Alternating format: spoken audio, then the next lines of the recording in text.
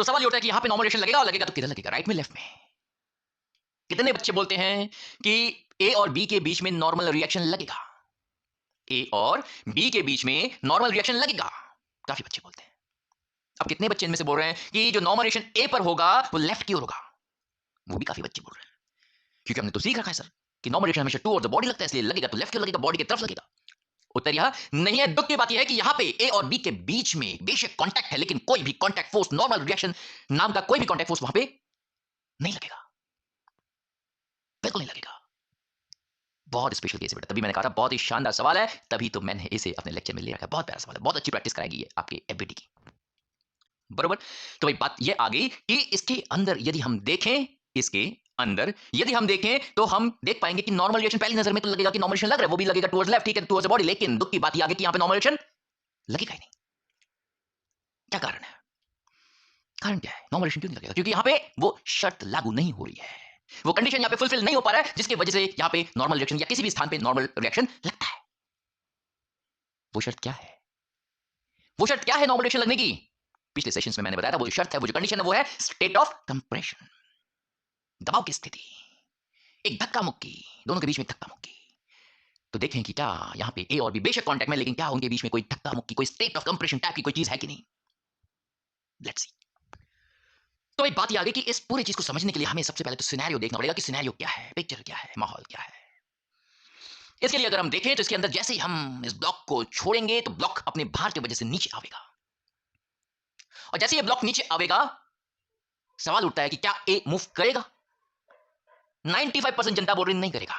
मुझे पूरा विश्वास है बेटा। हाँ, कुछ बच्चे 5% मैं भगवान के नाम पे छोड़ देता हूं, उनका उत्तर सही होगा कि शायद ए मूव करेगा। तो सही बात है, इस सवाल के अंदर यही सही उत्तर है कि जैसे ही आप बी को छोड़ोगे, सिस्टम को छोड़ोगे, बी नीचे जाना शुरू करेगा, ए भी मूव करना शुरू करेगा, ए भी मूव करना शुरू करेगा। सवाल उठता है किधर, राइट में कि लेफ्ट में? राइट में कि लेफ्ट में? वो जो 95% जनता थी जो सही जवाब दे रही थी, जो गलत जवाब दे रही थी, जो 5% जनता थी जो मैंने अभी ले रखा था, 5% जनता जो सही जवाब दे रही थी, या जितने भी बच्चे सही जवाब दे रहे थे, 5% 2% जितने भी हो, उनमें से ठीक आधे राइट बोल रहे होंगे और ठीक आधे लेफ्ट बोल रहे होंगे। मुझे पूरा विश्वास है बेटा। 200 200 300 300 बच्चों के बैचेस के अंदर ये सवाल करा के मैंने देख रखा है कि बिल्कुल ऐसे ही सिनेरियो आता है, ऐसे ही कुछ इसके अंदर जो नंबर से वो आते हैं कि जो सही बोल रहे हैं उनमें से आधे, अगर 4 सही बोल रहे, 2 बोलते हैं आगे जा रहे हैं, 2 बोलते हैं पीछे जा रहे हैं। तो अब सवाल ये उठता है किधर जा रहा है? बहुत ही प्यारा सवाल। सवाल ये उठता है कि किधर जा रहा है, तो उसका जवाब देखते हैं। जवाब मैंने कहा इस सिचुएशन, इस फिगर के गर्भ में छुपा हुआ है, देखते क्या है। जैसे ही यह ब्लॉक बी नीचे की ओर जाना शुरू करेगा, उतरना शुरू करेगा, तो ये जो रस्सी है, ये जो रस्सी है, गौर से देखे, हम लोग बात अब तक क्या कर रहे थे कि ये जो पॉइंट है, क्या इस पॉइंट पे नॉर्मल रिएक्शन लग रहा है? तो उसके लिए बात क्या आ रही है कि ये जो रस्सी है, जैसे बी नीचे उतरेगा, ये जो रस्सी है शायद लंबी होना शुरू हो जाएगी। ये जो हिस्सा है ये लंबा होना शुरू हो जाएगा। क्यों? क्योंकि बी नीचे जा रहा है ना जी। पुली की हाइट फिक्स है ना, कि वो, क्योंकि वो ए के साथ फिक्स है।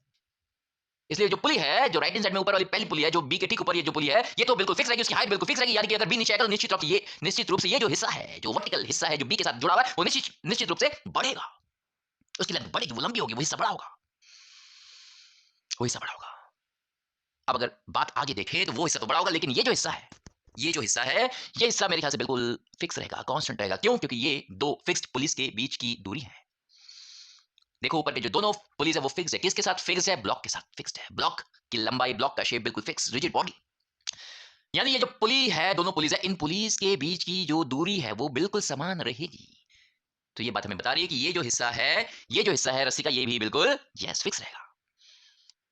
तो एक हिस्सा जो राइट वाला है वो तो बढ़ रहा था, लेकिन ये जो बीच वाला ये फिक्स रहेगा। अच्छा चले आगे चलते देखते हैं, ये जो हिस्सा ये क्या होगा? ये भी तो फिक्स रहेगा ना, ये भी फिक्स रहेगा।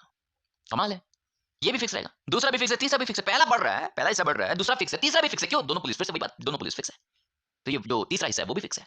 इसके अंदर जो ये पहला हिस्सा बढ़ रहा था, जो ये पहला हिस्सा बढ़ रहा था, ऑलराइट, ये पहला हिस्सा बढ़ रहा था, उसमें ये जो लेंथ की जो इंक्रीमेंट है ये आ कहां से रही थी? अगर ये से बढ़ रहा था बेटा तो कहीं ना कहीं से तो आ रही होगी ना, ऐसे थोड़ी पैदा हो रही होगी। तो पहला हिस्सा लंबा हो रहा है, वो बढ़ रहा है, दूसरा फिक्स है, तीसरा फिक्स है, दूसरा कांस्टेंट, तीसरा कांस्टेंट। इसका मतलब निश्चित रूप से जो चौथा हिस्सा है, ये वाला हिस्सा देखे, ये वाला हिस्सा, नीचे वाला हिस्सा, ये जो चौथा हिस्सा है, निश्चित रूप से ये कम हो रहा होगा, ये कम हो रहा होगा। अगर एक हिस्सा कहीं बढ़ रहा है तो निश्चित रूप से कहीं ना कहीं से तो वो लेंथ कम हो रही होगी, तभी उधर वो हमें इंक्रीमेंट नजर आ रहा था, तभी वहां पे हमें वो इंक्रीमेंट नजर आ रहा था। ऑलराइट, तो एक बात ये आ गई कि इसके अंदर हम साफ देख पा रहे हैं कि जैसे ही ब्लॉक बी को हम छोड़ेंगे बी नीचे जाएगा और इसके वजह से जो ये लेफ्ट वाली जो चौथा जो पार्ट है रस्सी का जो चौथा पार्ट है नीचे वाला ये हिस्सा इसकी बात कर रहा हूं, ये हिस्सा कम हो जाएगा, इसकी लेंथ कम हो जाएगी। कोई शक? इस पे कोई शक है तो बात कर लेते हैं इस पे। ऑलराइट, अगर पहला हिस्सा एक हिस्सा उधर बढ़ रहा है तो कहीं ना कहीं से वो लेंथ कम जरूर हो रही होगी और साफ बात ये आ गई कि ये जो चौथा हिस्सा है इसकी लंबाई निश्चित निश्चित रूप से बढ़ रही होगी। और अगर ये जो चौथा हिस्सा इसकी लंबाई घट रही है, चौथे हिस्से की लंबाई घट रही है, इसका मतलब ये जो तीसरी पुली है नीचे वाली ये लेफ्ट की हो जाएगी, क्योंकि क्योंकि आगे तो देखो फिक्स्ड एंड है, रस्सी जाके फिक्स एक सरफेस से जुड़ी हुई है, फिक्स पॉइंट से जुड़ी हुई है, तो वो तो मूव नहीं करेगा, वो तो मूव नहीं करेगा।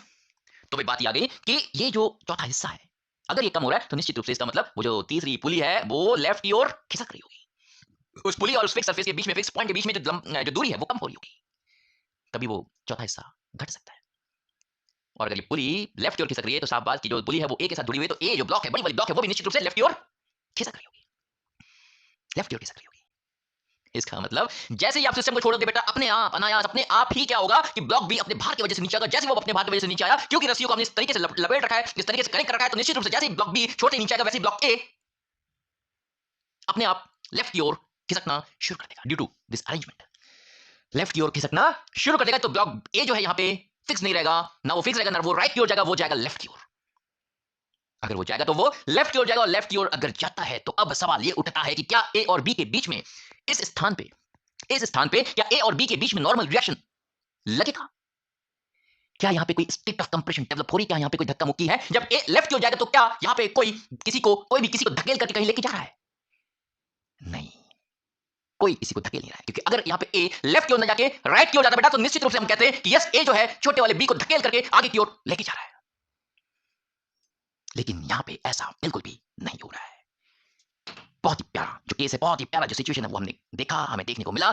बहुत अच्छी प्रैक्टिस कि यहाँ पे बेशक यहाँ पे कांटेक्ट है, लेकिन यहाँ पे कोई कांटेक्ट फोर्स नहीं लगेगा, नॉर्मल के नाम पे कोई नॉर्मल के रूप में कोई कांटेक्ट फोर्स यहाँ पे नहीं लगेगा, बिकॉज यहाँ पे शर्त लागू नहीं हो रही है, यहाँ पे जो कंडीशन है वो फुलफिल नहीं हो रहा है।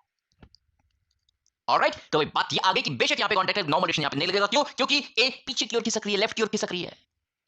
क्या अभी तक किसी के मन में डाउट है तो उनके लिए बता रहा हूं, क्या बी छोटा वाला बी ए को धकेल के लेके जा रहा है लेफ्ट की ओर? नहीं। क्या हमने कोई फोर्स लगा रखा है खुद से जो कि लेफ्ट की ओर सिस्टम को लेके जा रहे हैं? नहीं। इसका मतलब यहां पे कोई भी ब्लॉक ना ए ना बी कोई भी ब्लॉक किसी को धकेल करके नहीं लेके जा रहा है। देयर इज नो धक्का मुक्की बिटवीन दिस ब्लॉक्स, यानी कि there is no state of compression. दबाव की कोई स्थिति नहीं है, कोई किसी को दबाने की या धकेलने की कोई कोशिश नहीं कर रहा है यहां पे। इसका मतलब यहां पे गलती से भी आप नॉर्मल रिएक्शन नहीं लगा सकते, कोई नॉर्मल रिएक्शन नहीं लगा सकते, क्योंकि बेटा इस स्थान पे अगर गलती से भी आपने नॉर्मल लगा लिया, इस पूरे बड़े से सवाल को देखो, इतना बड़ा सवाल, इसका फ्री बॉडी कितना खतरनाक बनने वाला है, उसके बाद इसके इक्वेशंस कितने सारे बनने वाले, वर्टिकल हॉरिजॉन्टल, और अगर कहीं आपने ये सारा कार्यक्रम किया लेकिन यहां पे इस स्थान पे अगर गलती से नॉर्मल लगा लिया तो आपकी सारी जो मेहनत है बह जाएगी, सारी मेहनत बह जाएगी आपकी। इसीलिए मैंने कहा था कि Newton's law of motion chapter के अंदर सबसे जो इंपॉर्टेंट इस पूरे चैप्टर की जो आत्मा है वो किसमें बसी हुई है? फ्री बॉडी डायग्राम के अंदर। वो किसमें बसी हुई है? फ्री बॉडी डायग्राम के अंदर उसकी आत्मा बसी हुई है। तो इस चीज को ध्यान में रखते हुए हम एफबीडी को बहुत ही सीरियसली, बहुत ही शिद्दत के साथ बनाएंगे।